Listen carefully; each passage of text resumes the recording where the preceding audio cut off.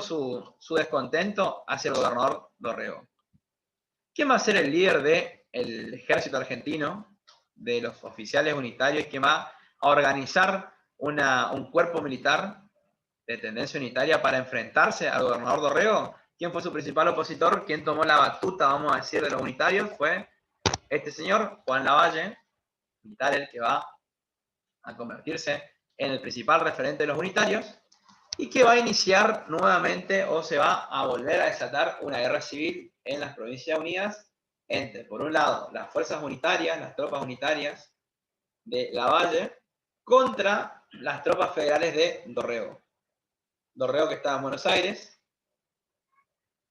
quien no tenía la fuerza necesaria como para enfrentarse al Ejército Nacional, y es por eso que va a pedir ayuda a un estanciero federal muy importante, muy reconocido, muy querido, a un caudillo. Ya vamos a ver qué son los caudillos también, de la provincia de Buenos Aires, que era nada más y nada menos que don Juan Manuel de Rosas, que todavía no era gobernador, pero sí era la persona más influyente que tenían los estancieros de allí, y que en este estado de guerra civil que había, se produjo también un hecho muy importante en la historia argentina, en la cual en este enfrentamiento las tropas de Lavalle capturaron al gobernador Manuel Dorrego y no tuvo mejor idea que fusilarlo el 1 de diciembre de 1828. Así que imagínense que su principal, en esta lucha entre unitarios y federales, quien lideraba a los federales era Dorrego, fue capturado y asesinado por sus enemigos.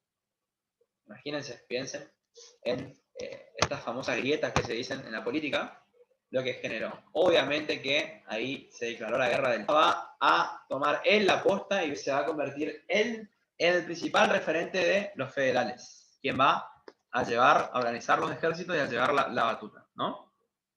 Van a comenzar nuevos enfrentamientos entre los unitarios de Lavalle y los federales de Rosas. Fíjense en las batallas. Estoy pasando todo esto rápido porque después ya lo van a leer. En las cuales, obviamente, que don Juan Manuel de Rosas, como les dije, era una persona muy rica y muy influyente, muy carismática. Incluso hasta tenía su propio cuerpo de ejército, o sea, tenía su ejército personal, que después va a ser muy importante, sumado a todo aquel que se consideraba federal y estaba dispuesto a luchar y a vengar al gobernador fusilado. Nada más y nada menos que provocó esto aquí en Buenos Aires. Finalmente, Lavalle sea derrotado y tenga que firmar este pacto de Barracas, que es una localidad ahí en la provincia de Buenos Aires, donde él renunciaba a ser gobernador de Buenos Aires directamente, se apartaba un poco de la escena política, allanándole el camino nada más y nada menos que del año 1829 se realizaron elecciones en la provincia de Buenos Aires, en las cuales obviamente la Cámara de Representantes eligió a Rosas como nuevo gobernador de la provincia, iniciando su primer mandato, el cual solamente duró 3 años, fue de 1829 a 1832, y como les dije, Rosas era una persona que tenía un amplio apoyo político, tanto de los estancieros como él, de la gente millonaria, de los terratenientes que nosotros vimos que había allí en Buenos Aires, como de los sectores populares bonaerenses. ¿Qué quiere decir esto? De los gauchos, los indígenas, los peones, el personal doméstico, es decir, un líder muy carismático y muy... Y va a organizar todo su apoyo, es decir, no va a hacer distinción entre ricos, pobres, gente del campo, gente de la ciudad, estanciero o peón. Directamente, todos van a ser federales. Todo su apoyo lo va a unificar en torno al Partido Federal y al federalismo. Fíjense. Es una imagen de, vamos a decir, un peón o un gaucho que estaba a favor de Rosas, ya que el color con el cual se lo va a identificar es el rojo. Obviamente que Rosas, fíjense, esto es importante, porque obviamente que muchos dicen que Rosas fue un dictador o un gobernante muy autoritario, y que seguramente autoritario tenía un montón, es que Rosas tenía las facultades extraordinarias, fue electo gobernador con facultades extraordinarias. ¿Qué quiere decir esto? Que Rosas concentraba una enorme cantidad de poder. Ustedes saben que, por lo general, el poder político está dividido en el poder ejecutivo, el poder legislativo, el poder judicial, a la hora si hablamos de cómo funcionan los 3 poderes del Estado. Bueno, podríamos decir que Rosas hacía caso omiso a eso, y él podía no solamente gobernar y tomar decisiones que le corresponden al poder, generar leyes, y más adelante vamos a ver que incluso también era juez, o sea, era gobernante, era legislador y también, en muchos casos, él era juez, por eso es que tenía una enorme cantidad de poder, gracias a que la Sala de Representantes le otorgó estas facultades extraordinarias, y es por eso que también pasó a la historia con el nombre del restaurador de las leyes. Imagínense la importancia que tenía, y además que en este contexto de crisis política que había, en el cual había guerras civiles, se enfrentaban unitarios y federales, eran asesinados gobernadores, es decir, había un caos político tan grande que Rosas, la figura de él, era una persona que inspiraba confianza y que inspiraba orden y que podía instaurar el orden y la paz en Argentina, básicamente porque o estabas con él o tenías que irte, o eras encarcelado, exiliado o incluso muerto. Pero bueno, esa parte no se la contaban. Así que bien. Para el año 1829, Buenos Aires, que era la provincia más importante, va a estar calmada, podemos decir entre comillas, porque Rosas, una vez que fue electo gobernador, directamente toda la zona de Buenos Aires y del litoral se pasó o estuvo controlada por los federales, pero ahora el problema venía en el interior, porque en el interior del país ahí sí continuaba la lucha entre unitarios y federales. Y ahí sí había incluso, y por eso les dije, muy contrariamente a lo que decían, el interior se convirtió en un bastión unitario y Buenos Aires se convirtió en un bastión federal, como que se invirtieron los roles. ¿Por qué? Porque en el interior, los unitarios que volvieron de la guerra, nosotros vimos que Lavalle se ocupó de irse hacia Buenos Aires. Pero ahí había otro general también muy importante y conocido, unitario él, que fue el general José María Paz, así como la calle, como el Colegio Nacional de Resistencia, general unitario que se dedicó a luchar contra los federales, pero en el interior del país, sobre todo en torno a la provincia de Córdoba. Y él sí tuvo, podríamos decir, más éxito que Lavalle. Él sí logró conquistar la provincia y armar, juntando al principal caudillo o líder federal del interior, que también supongo alguna vez lo escucharon, riojano, él proveniente de La Rioja, que era nada más y nada menos que Facundo Quiroga, aliado estratégico de Rosas.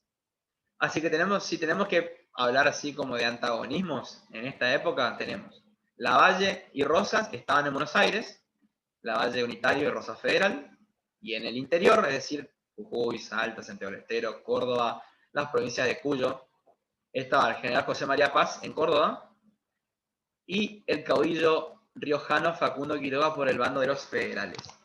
Pero acá sí, los unitarios tuvieron varios éxitos, como en las batallas de La Tablada y Oncativo, mientras el federalismo se consolidaba en Buenos Aires, en el interior se consolidaba el unitarismo.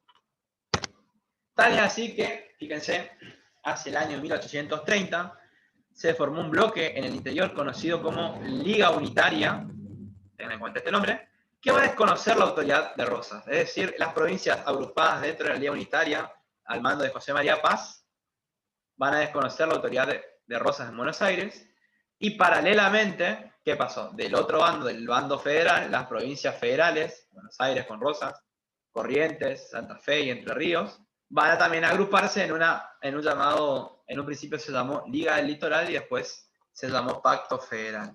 Estas dos cosas son muy importantes, por ahí yo las estoy mencionando rápido porque quiero abarcar la mayor cantidad de temas, pero la formación de la Liga Unitaria y la formación del Pacto Federal son cosas muy importantes que ustedes van a tener que enseñarle a sus alumnos, y no solo para enseñar, sino también para su vida como ciudadanos. El país momentáneamente. Acá, con este color celeste, está la Liga Unitaria. Fíjense, Salta, Tucumán, Catamarca, Santiago del Estero, La Rioja, San Juan, Mendoza, San Luis, Córdoba como su principal centro. Y acá en rojo estaban los federales, donde obviamente Buenos Aires predominaba, ¿no? Ahí estaba don Juan Manuel de Rosas. Así que el país estaba básicamente dividido. Los enfrentamientos entre los unitarios y los federales recién van a terminar, o en realidad los unitarios van a dejar de ser una amenaza, entre comillas, van a ser totalmente derrotados por los federales durante el segundo gobierno de Rosas. Estamos hablando del año 1835 en adelante. Durante esta etapa que estamos viendo, cuando Rosas recién llega al poder, el país estaba dividido así. Por un lado, la Liga Unitaria al mando de José María Paz, y por el otro, el Pacto Federal, en el cual estaban allí los gobernadores de Corrientes, de Entre Ríos, de Santa Fe, y de, bueno, vamos a ver mejor qué pasaba, pero sí fíjense que esto es muy importante. El pacto federal era una alianza ofensiva y defensiva. Es como que se armaron dos subpaíses, vamos a decirlo. El pacto federal por un lado y la Liga Unitaria por el otro. Todos tenían que ayudarse, defenderse mutuamente, y ambos tenían como objetivo el convocar a un congreso, ¿no? ¿Qué pasaba? Del lado de los unitarios, obviamente que querían organizar el país bajo la forma de gobierno unitaria o centralista. Los federales, todo lo contrario. Pero ahí está esa disputa entre ambos bandos, que también tuvo mucho de, por ahí, Corrientes, Entre Ríos y Santa Fe. No digo que no les quedó otra que unirse hacia Buenos Aires, pero no podían enfrentarse solas a la Liga Unitaria. Desconfiaban de Rosas, no es que eran muy devotas de Rosas, pero no les queda otra que unirse a él porque no iban a poder luchar contra esta liga. Y aparte, y acá está la clave para que ustedes entiendan por qué siempre Buenos Aires y por qué Rosas pudo aplicar su política y construir un régimen tan fuerte. Todos los productos que se exportaban pasaban por acá.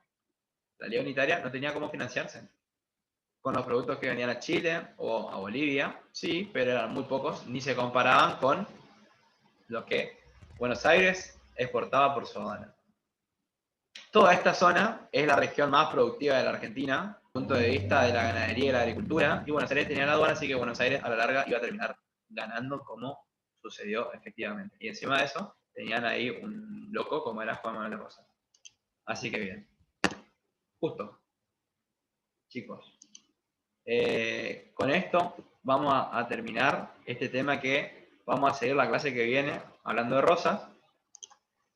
Y antes de terminar, como les dije, el trabajo que tenemos para esta clase lo pueden hacer de a 2 o de a 3, y son preguntas en torno a lo que estuvimos viendo: la ley fundamental y el tratado de amistad, los conflictos entre unitarios y federales. Profe, ¿Sí? Decime. podemos, o sea, puede ser que nos extienda un poco más los trabajos prácticos, pues estamos con miles de trabajos prácticos. Sí, eso yo les dije, que lo íbamos a extender a la fecha. Para el 18 de diciembre, a ver, voy a extender la fecha una semana más, y en el peor de los casos, para el 18, cuando terminamos, tenemos que tener entregados los 2 de cada materia. Pero sí, yo todo esto lo puse. Bueno, profe, gracias. No, sí, no, pero digo porque esto yo lo puse pensando que arrancábamos la semana tipo anterior. Pero bueno, no se pudo, no nos dejaron. Así que bueno, esto para